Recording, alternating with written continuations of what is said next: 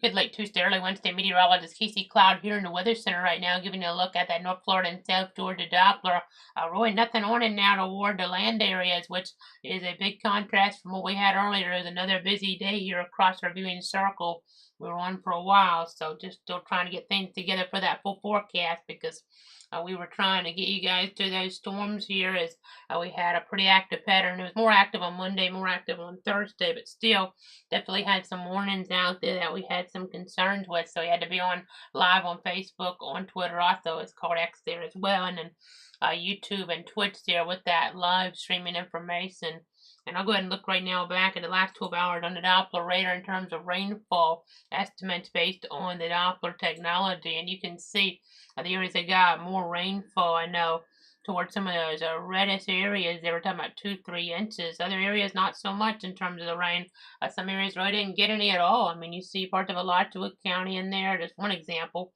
I know we're out here in Bradford County. We picked up a little bit of rain. Wasn't as much as we saw on Monday, where we got about 1.7 inches or so. But still a noteworthy amount here.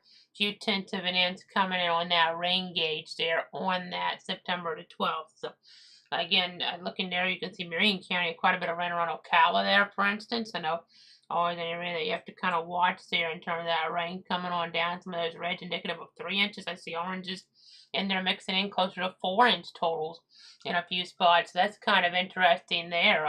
So yeah, another busy day here across parts of our area here as we're looking at things on some of our tools that we do have here. I know, just looking at some stuff here across the country, even there's still some busy weather scenarios taking place as we're looking towards some spots. I know, just checking here some things. There's a tornado warning right now toward Baltimore County and Maryland. We hadn't been seeing those here lately across the country. Tornado warnings actually popping on the picture here, but we do have one right now as we get up there, as we look up toward the north. I know a situation there where we have some radar indicated rotation toward areas of Baltimore County there in Maryland, as well as Harford County at 12 a.m. Eastern Time on this national level storyline. It's a very thunderstorm capable of producing a tornado is located over Pleasant Hills, or 9 miles west of Aberdeen, moving northeast at 20 miles an hour. So Baylor South, Riverside, Pleasant Hills, and Perryman under this there as we're looking. That's around 12:15. Some of those areas getting impacted. You can see rotation kind of showing up on here as we go through some of our rotational tools. Kind of just interesting to keep in mind here as we're looking at the grand scheme of things. You see, this is northeast of Baltimore. They've had some flooding there in the Baltimore area.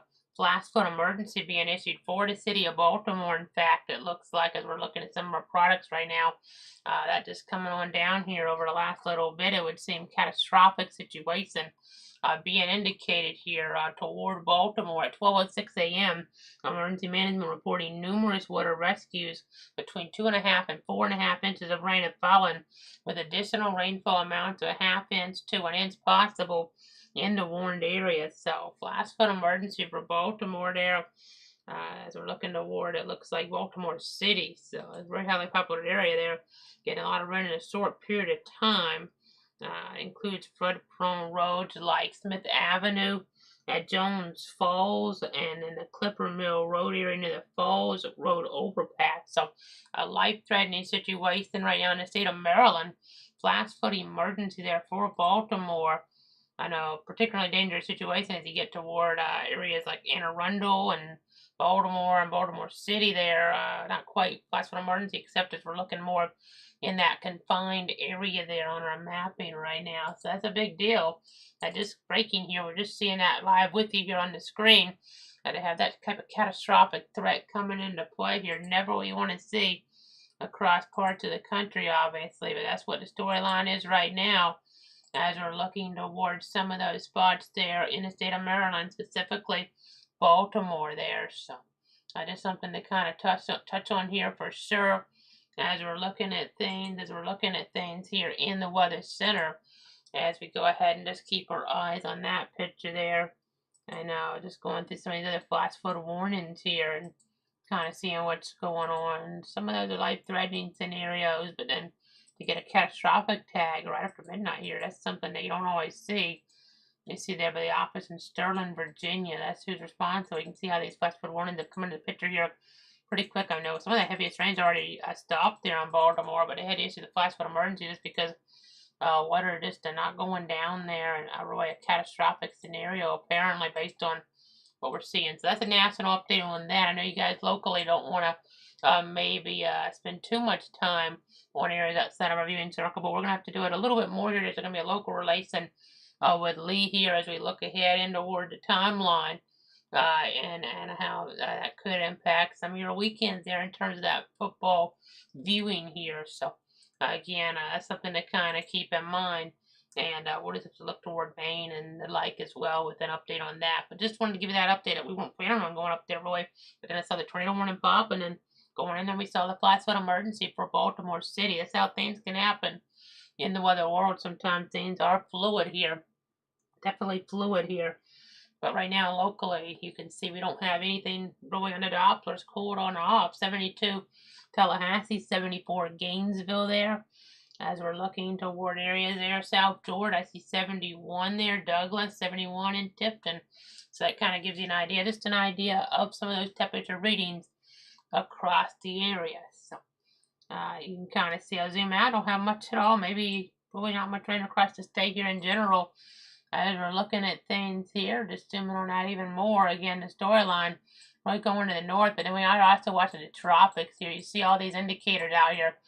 We have some different systems. Okay, so there's Margaret there. We're looking at the scenario that with that one, well, it's not going to be something to have to watch too much. I mean, it's going to be a scenario there.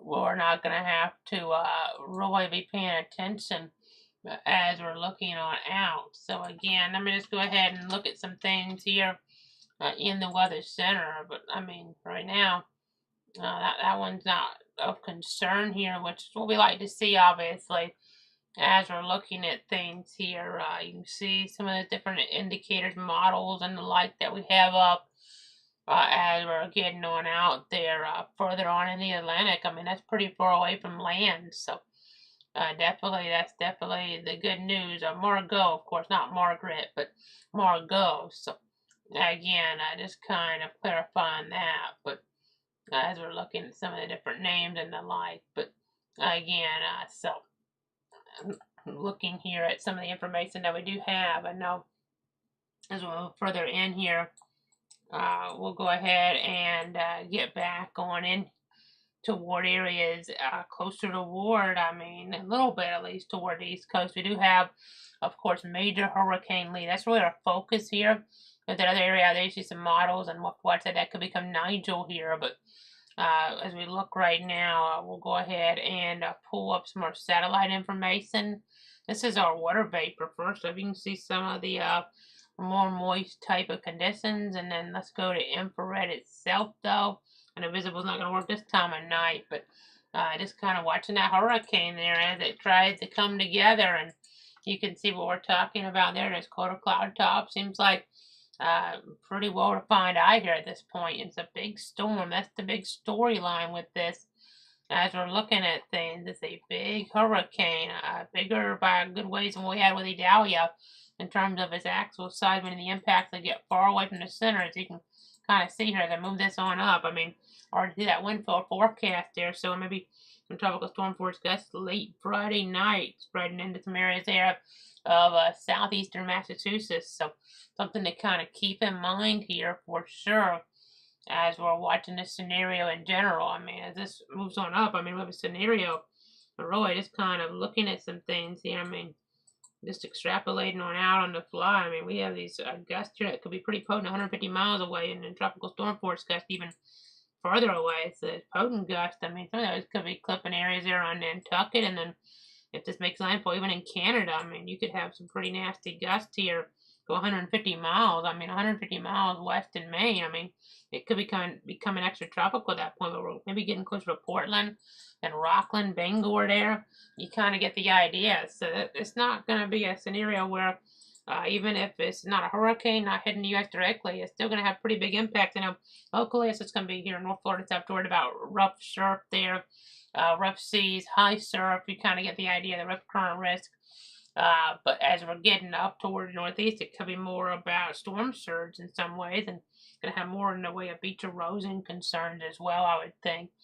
Could be cool on that backside, kind of like a nor'easter in some ways, but then it's going to be kind of an odd scenario here in general as we're looking at things up this way. So again, uh, just something to kind of touch on at that national level. Again, we still watch those warnings out toward Maryland, though. Again, tornado warning. Haven't had many of those lately, but one right now for parts of Baltimore and Harford counties. And then for Baltimore City, flash flood, a rare flash flood emergency. We had one in Massachusetts Monday night there, but got to get one for Baltimore here, a very highly populated American city. You don't get that very often, and the rain is starting to kind of let up, and it's great. But I mean, we've had one in Ellicott City. I see that on the map right there. We've had some for them, but it's been a while maybe since we've had one for Baltimore itself. A very serious situation. Remember, turnaround, don't drown in these type of scenarios. There, as we're looking at things, up into toward that region of the country. So again, just kind of giving you guys an idea. You see Towson there.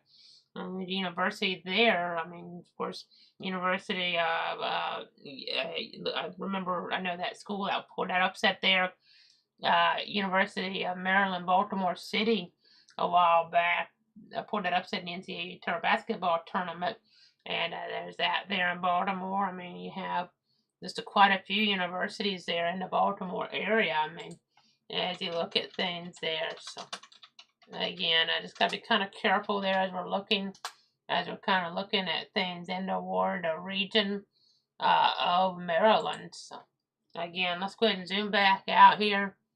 You can see some heavy downpour. This stuff's going to be getting over in the parts of Delaware and New Jersey, and just the way things are generally, they'll become flood prone, it would seem. And we have a flash flood warning just north of DC. I-495 inner loop past exit 33 partially closed due to high water. So again, up toward Baltimore now, vehicles stranded in high water on Wabash Avenue in northwest Baltimore City with water flowing at least well deep on the roads. So, and occupied vehicles in floodwater due to torrential rain southwest of Baltimore City.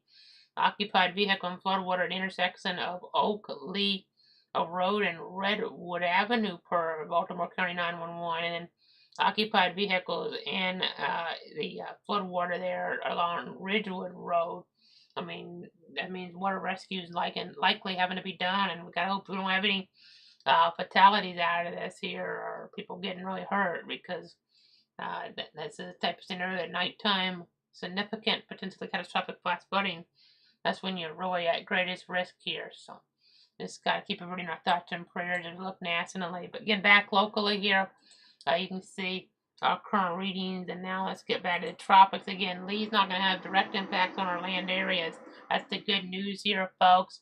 That's the good news as we're looking at our local information. I'll go ahead and pull up right now graphics. You can see Lee, and then you can see Margot there, and then you have Nigel next on the list after that, and that could be something that might be out there we'll talk about later on. But really, the focus is on Lee here. 11 p.m. advisory from the National Hurricane Center in Miami. So those hurricane winds, you see how big that is. If you remember here, and this is a pretty far out map geographically, that red area is extending pretty far out there from the center, really, especially to be this big here in terms of the geographic nature of things. I mean, those hurricane force winds extend very far from the center. As we're tracking things here, you see as we get toward May, maybe an extratropical system, maybe winds closer to where you're seeing a tropical storm. But that didn't mean hurricane force gusts couldn't be ruled out. So it's still a big storm event there for Canada. Surge coming in into Maine. Maybe some of that surge as well, and even down the coast to a lesser degree. But those winds really a problem there. And as we look, I talked about the FSU Boston College football game. So I wanted to break this down here with the local impact graphic. I know it's not our local area, but it is going to impact some folks that are maybe watching here, whether you're players, coaches, staff, or just fans that might be headed up there for the game on Saturday. Hopefully things will work out, but there may need to be I talked about it earlier on. I mean, it's not set in stone here. I mean, media covering the game, even maybe trying to go up there. I mean, things are not set in stone here in terms of being able to have this game in Chestnut Hill on Saturday at noon on ABC, because the win right now, this is subject to change, but I went 20-40 with gusts of 55. Now, for on the low side of that, of course, probably all right, but the problem is if we're on the high side of that, we really start to have some concern. I mean, it could become too dangerous for folks to go to the game and or being on that field there with the rain coming down. We saw what happened in some NFL games. They're looking back with some injuries and the like as we get further on back, and you don't want to have a situation where the field's too wet and then something happens here. We really don't want to see injuries here to anybody involved as we're looking there, as we're looking ahead. And if we have too much rain on that field, then that's not technically a reason to delay or cancel or postpone, move things around a bit of Tallahassee, because there will be some chances of rain down here, maybe not as much, but there'll be a chance down here too. So it's a tricky situation.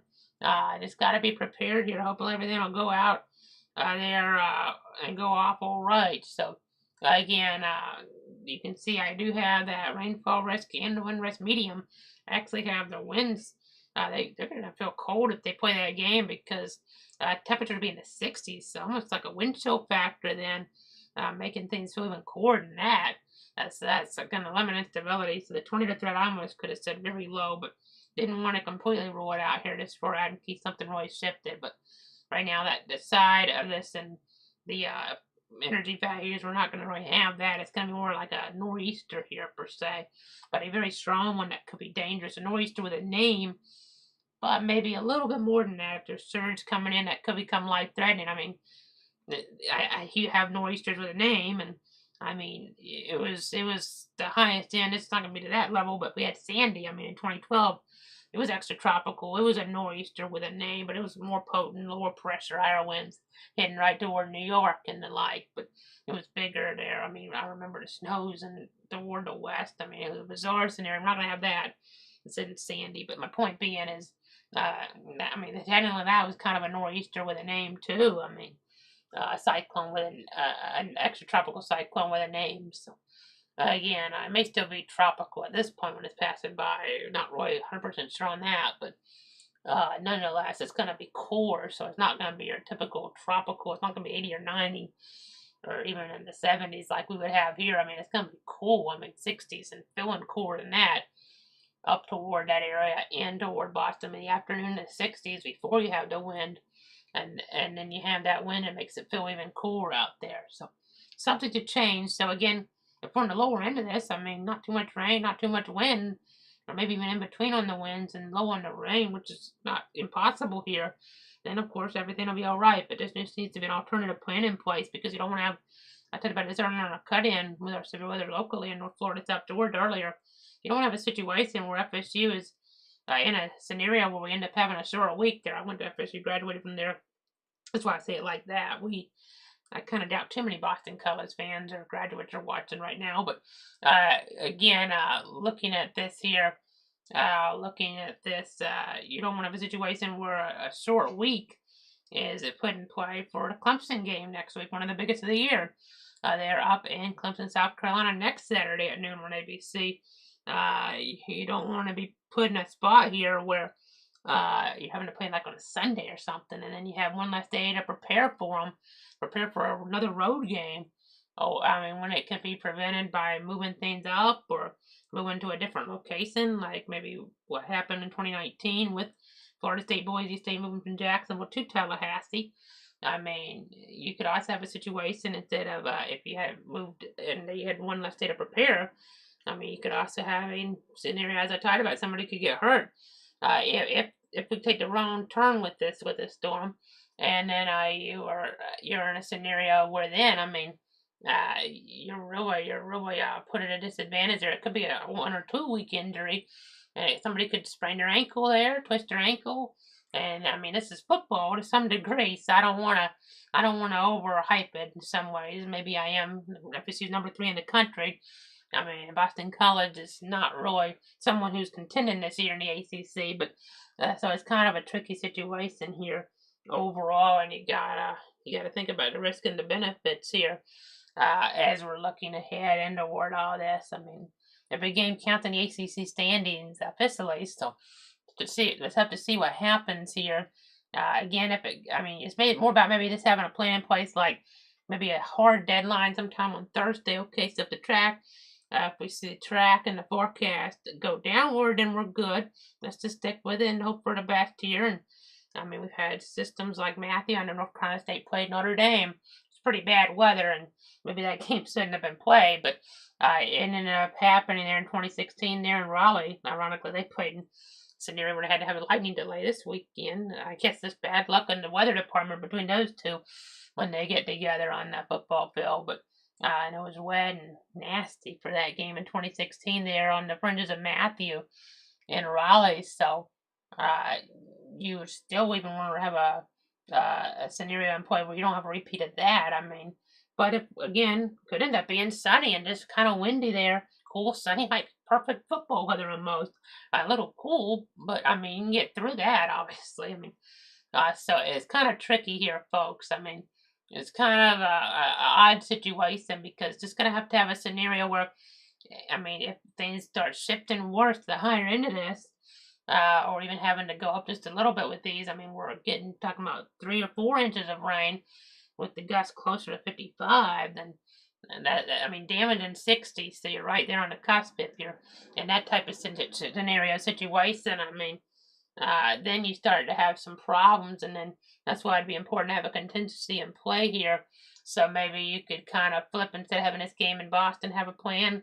And if you have like a 48-hour buffer, it still might not be enough time, but if you plan it out now, closer to 72 hours out, then you might be able to be in a situation where we could end up having that game in Tallahassee, and hopefully the weather cooperates down here. Not a given, but better chances in general because the stuff would be scattered, so you'd be able to get in at some point. It's just the worst is expected on Saturday. That's what's kind of the tricky part about this. If this is the worst on Friday or Sunday, and then the Dolphins, I believe, play the Patriots Sunday night in Foxborough, if I recall. Let me double check that and make sure. I think the weather there, in terms of the storm at least, should be a lot calmer situation as we look ahead for that one. So that's the good news. That's the good news there in terms of the cyclone per se.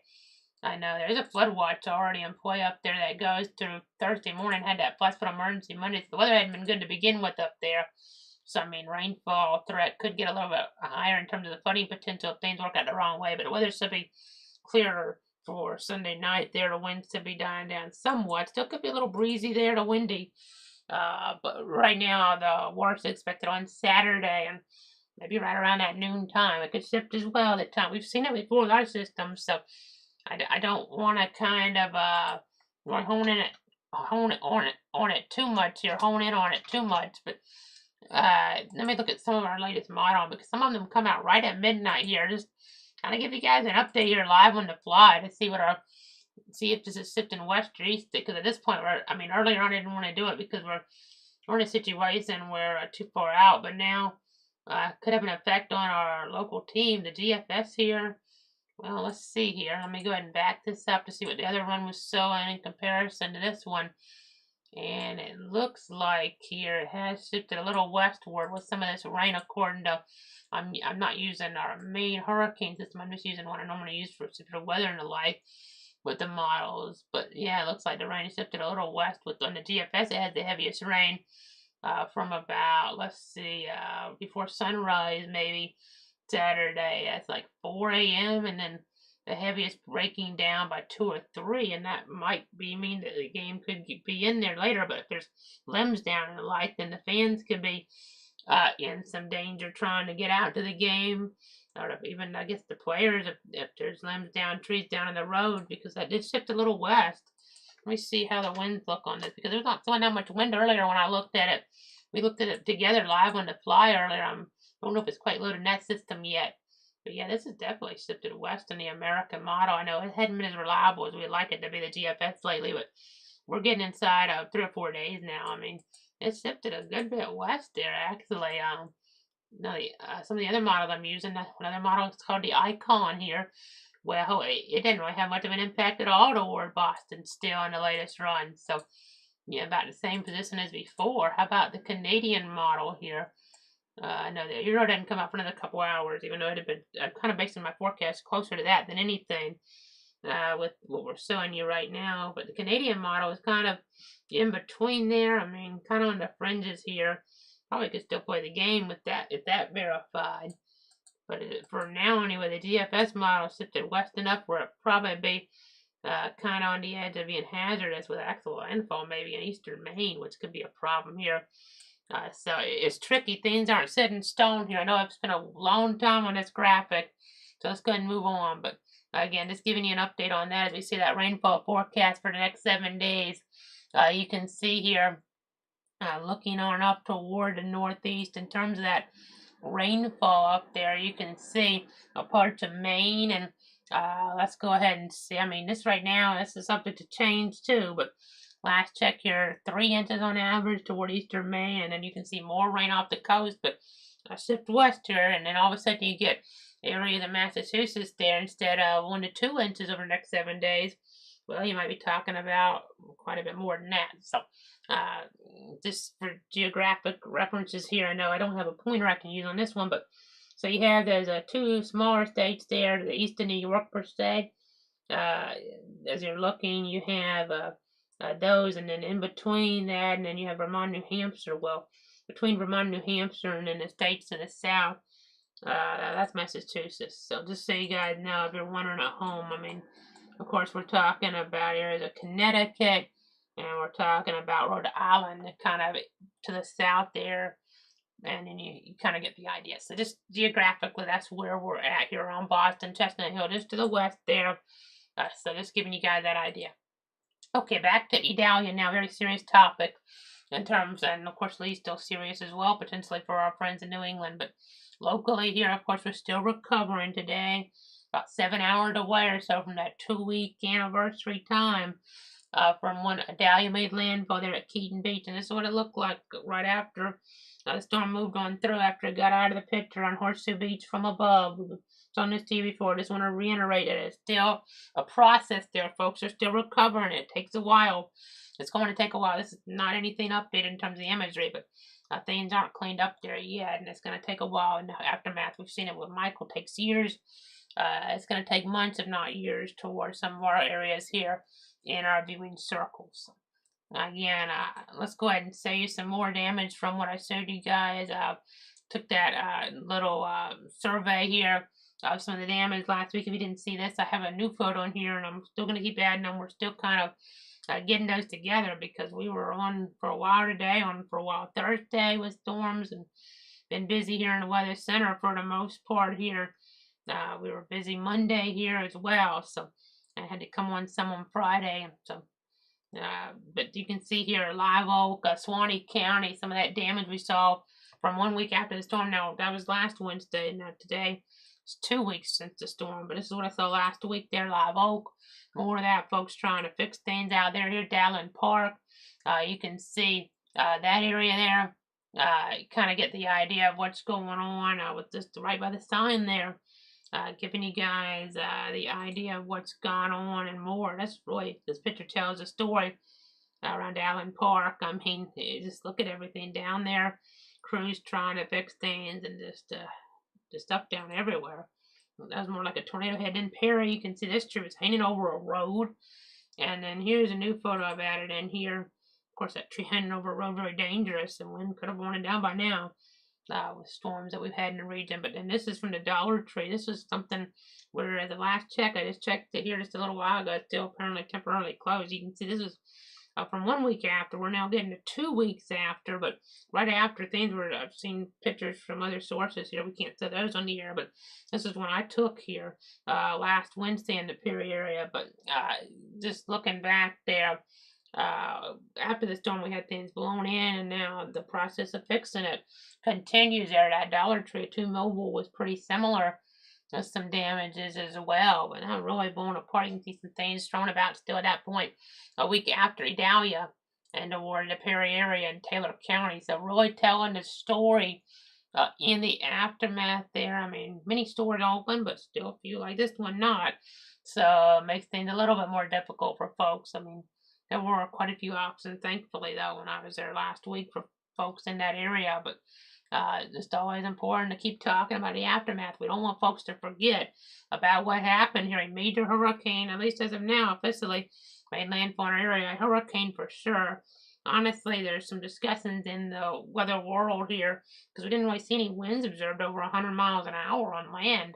And a major hurricane is sustained winds of 115 plus. So they said it had sustained winds. The National Hurricane Center did sustained winds of 125 based on some different things, Hurricane 100 and the like, but it had been weakening some. And there's a chance in post analysis as I see that Saffir-Simpson hurricane wind scale, they may go down to like 110 or something.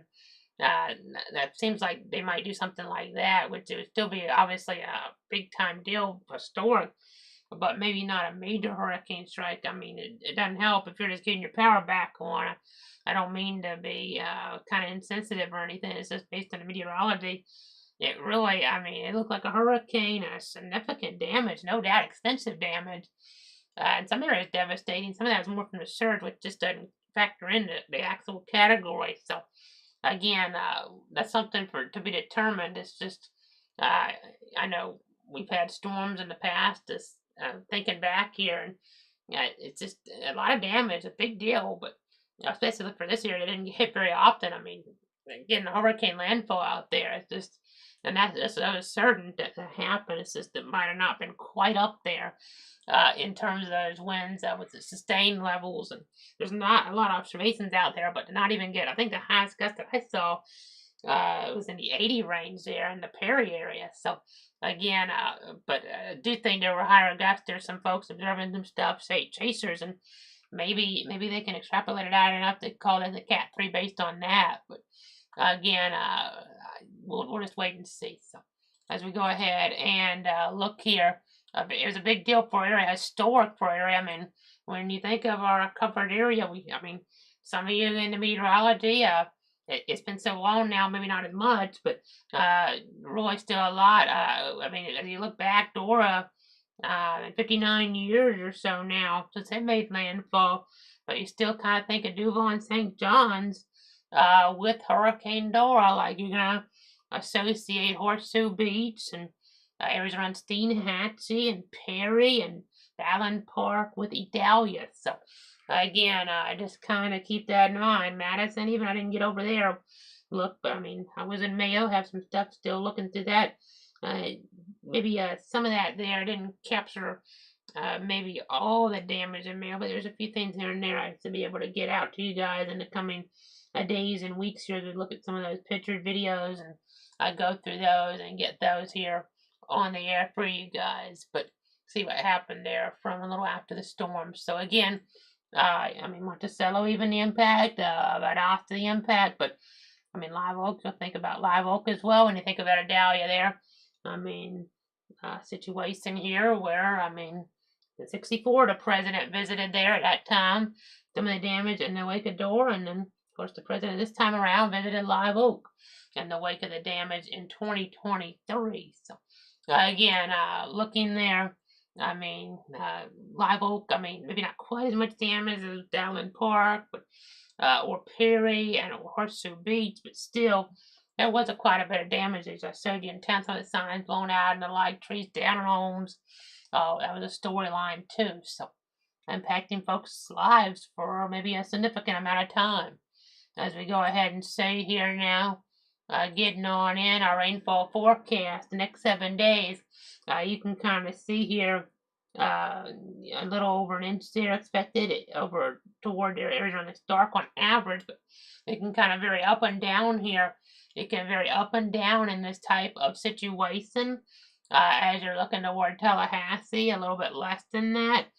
Maybe like a 1/4 inch to a 1/2 inch. Again, some spots could get a few inches though. And in South Georgia here, we're talking about lesser amounts, it would seem, just with the overall pattern. Of course, when we're not on, you can go to cloudweather.com/radar for an interactive look at things. Let's see here. We're getting some updates from the Weather Service up to the north. Right now, there's actually a tornado warning again toward areas of Queen Anne's and Talbot counties there in Maryland. A possible tornado in play there. So let's go ahead and see what's going on with that. I'll go ahead and transition from this map and give you another update on the national storyline, which is important. let's go ahead and see what's going on there. Again, you can see all these alerts. That flash flood emergency, I don't have it set in the mode, but a little bit of rain still coming across Baltimore to aggravate things just a bit. A lot of rain there. I know some trees down in the county of Baltimore, and then you have here the tornado warning for Talbot and Queen Anne's counties here until 1 o'clock this morning. Easton, Matthews, Skipton, over toward Cordova area. So moving northeast at 15 miles an hour, a possible tornado. The energy values are there. How about supercell composite? Yeah, and then SDP not so much, but some of this threat here, they're saying the watch potential is unlikely. There's going to be some severe potential and toward parts there of far southern New Jersey and much of Delaware from the national standpoint. So the grain risk is where we had the tornado risk earlier on. Some of that's not going to verify now, but going to have some type of risk there toward parts of Delaware and New Jersey. So make sure folks nationally are having a way to get alerts, have multiple ways to get alerts. So as we keep looking here, we're actually going to have a fog potential back in our local area here on that Wednesday morning. Hazardous driving conditions due to low visibility. So slow down and give yourself extra time to reach your destination. Make sure your vehicle is as visible as possible. May or may not get an actual advisory, but just make sure you're using those low beam headlights, and then leave plenty of room between you and the vehicle in front of you. I know we can have people get hurt in accidents or killed in accidents. It's kind of like rip currents. It's kind of a silent risk here that we don't talk about enough, maybe. But I mean, it doesn't happen necessarily in what is bad weather per se. I mean, it's really kind of tricky here. Rip currents, a silent risk here, and dense fog, a silent risk. Heat's also a silent risk here. That all of these claim, especially the heat and the rip currents, they claim a lot of lives here toward our area and across the country. I mean, especially with the rip currents if you're near a beach, and I mean, in some cases they claim more lives than hurricanes directly. So again, just something to kind of keep in mind. You got to think about those silent risks as we go ahead and see you now. Plenty in forecast now for the next 7 days. 30% chance of rain on that Wednesday, a little bit lower there. I mean, that's what we had initially, but 50% up for that Thursday, 40% for Friday. So kind of fluctuating around here. I know we have the high school football games on Friday, so we're always kind of on pins and needles looking toward that forecast. College football on Saturday. I know, of course, we've talked a lot about Florida State, Boston College. I also need to mention here Tennessee at Florida. That's going to be a pretty big game, a big rivalry matchup here, headed toward the Swamp and Gainesville and Alachua County. And right now, the rain chance is a little bit lower for that day, so that might be some good news. Also, a bit cooler, so hopefully not cold or anything, but that could be some positive news if we get the break in the weather. And another big game on Sunday in toward Jacksonville, Sunday at 1 on CBS. Florida game Saturday, prime time on ESPN. ESPN cable there, and then Sunday at 1 on CBS, the Kansas City Chiefs there travel to take on the Jacksonville Jaguars, and hopefully the weather will hold together and hold off here in terms of storms. 40% chance, a little bit higher. Models initially weren't really showing maybe as much toward that part of the region at the 1 to 4 o'clock window there, but we'll just have to wait and see as Iron Eagle Charles Davis and Evan Washburn will be on that call there for CBS at 1. Much of the country getting that contest on the CBS television network. And then Saturday night, I believe that's going to be a Chris Fowler, Kirk Herbstreit, and Holly Rowe game over on ESPN. Of course, the FSU game, it goes off at noon on ABC. It's going to be called by Dave Pasteur, Dusty Dvorak, and Tom Luganville. He's a sideline reporter slash analyst there. So you can see the temperature's a little bit cooler, though, not by much, about average instead of above. But I guess I'll take anything here at this point. And for this time of year, I mean, trends could end up, we could end up having maybe above average again as we look ahead, but temperatures might not fluctuate as much because averages are going to go lower down here as we get. I mean, we're almost mid-September now. I mean, Halloween's only a month and a half away, so again, I know we've been on for a while with this update with all the late breaking news, of course, up toward areas there in the Northeast. But this is our local forecast. It's showing this to you guys. Again, you can see I don't have any 60-70% of the rainfall forecast kind of under under, I guess I should say, achieved, if you want to say it, toward like Saturday, but then things overachieved as we were getting toward Monday and Tuesday of this past week. The models didn't handle things great. The forecast a little bit off there, especially on Monday. I mean, we had 30%, which is still, I mean, that goes to see this time of year you got to always be prepared. And it's in 3/4 pretty much here. East is dark on Monday, so a lot of areas had their storms and rain, nasty conditions. So got to always be prepared. I mean, I don't have anything below 30, so Saturday looks like one of the best days right now, but things can always change here as we look at the models and the overall forecast. I mean, 30 to 50, that's, I mean, I'm looking at everything. I do things as carefully as I can with the calculations and just looking at the models, the space so covered and the like. But I mean, it's a scenario here where ultimately things aren't going to always play by the rules per se. And I mean, it's not that big of a deviation when you think about it. I don't have like 5% or something on here like I did last week. Last Wednesday I had 5%. Pretty sure we weren't going to have the rain around, and we didn't. So that was good news. At least for some more of that Idalia cleanup. That's why I was able to go out to the studio there to get some of those photos that I've been showing you guys. We still have more to show, but we didn't have rainy threats around, and that was good to see there on the forecast and the like, to be able to get that cleanup in and not have to be on standby for some severe concerns necessarily over our 62 counties. So let's go ahead and see if we have anything new in terms of the severe weather up toward Maryland. I just want to see what's going on up that way. I know we've been really tracking everything here locally, and as you can kind of maybe tell, our system here, if you can kind of hear that noise, that's our system working really hard here because it's had a busy couple days, busy couple weeks. It just always seems to be kind of busy here to some degree in the weather center. A lot locally, but some right now nationally. Kind of an odd time to be getting tornado warnings. Hadn't had many lately that I recall here in the country, but we've had that second one issued for parts of Queen Anne's and Talbot counties in Maryland. Pretty highly popular area. Got to watch toward Dover, Delaware. That tornado warning just went away, which is what we like to see. I'm gonna back that up just to see if they canceled or expired it. So they're gonna expire it at 1. So technically it's still in Plato 1 from the Mount Holly, New Jersey office there, but right now not going to be a storyline as of right now. Looking ahead, it doesn't seem. But flash flood emergency toward Baltimore, you don't get that very often, so that's a big deal. Hope everybody's okay. But some occupied vehicles there in flood waters, and that's never a good combination there at night, especially. I mean, we're in spots here where maybe the water just didn't going down very quick, and you have 3-4 inches of rain or more. I mean, this could be underdoing it some.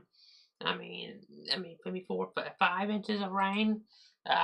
It's going to be a problematic situation. So again, just gonna. I mean, you have this in all the big cities, really, with the concrete. I mean, the water's just not going to go down here, and then you're at night. You have a lot of it come down in an area that's not used to that much. Yeah, big time problem. Just got to remember to monitor, turn around, don't drown. So again, it's very important to keep in mind and look at our local area one last time for tonight. Thanks so much for tuning in. Thanks so much for trusting me. I think that's going to do it here for a Tuesday night update. I'll be back if and as needed as we look ahead in the timeline. Just keep it tuned here to Cloud Weather. We'll keep you guys up to date. Facebook, KC Cloud WX, Facebook Clouds Weather. Pretty much the same stuff on those two. And then you have Twitter at Cloud Casey. That's also called X. And then you have YouTube at Clouds Weather. If you haven't already subscribed to that, make sure you hit that subscribe button. It'll enable all those notifications so you know when we go live. That's all free. Everything on here is free. But that's something I know. If you watch live, you can actually back up the stream as you're watching. That's something you don't really have on the other choices. But on YouTube, you do have that choice to back it up when you're watching live, whether you're subscribed and logged in, or if you're not, you don't have to be logged in to watch it on YouTube. You can just watch it there without being logged in or subscribed as well. But if you enable the notifications, you'll know when I'm going live if you enable all of them. So. Then you have Twitch there, Cloud Weather. You have cloudweather.com. You have the interactive radar there available as well. As you go in there, Tropics tab, the latest track on Lee, and top of that page. And Severe has a local and a really regional severe outlook, Southeast severe outlook there. Day 1, day 2, day 3. Those get updated here in a little bit. So for right now, maybe a little bit timeline gets a little bit tricky. But as you look ahead, you also have the storm reports even across the country on there to see what happened. Did have some of those. I know I had some wind concern there toward parts of Tallahassee there. parts of Leon County back on that Tuesday. We had some more up toward, I believe it was Wayne County outside of our area, with the confirmed damage there. I might get some more later on added, as that's available from the Storm Prediction Center website. And we have that on there again at clutter.com/severe for the current 24-hour period ending as we look towards sunrise later today. That's going to do it for now. Have a great night. Thanks so much for tuning in. Stay safe out there. I know there's thunderstorms popping up like we did on Tuesday. Just whenever thunder roars, you want to go indoors.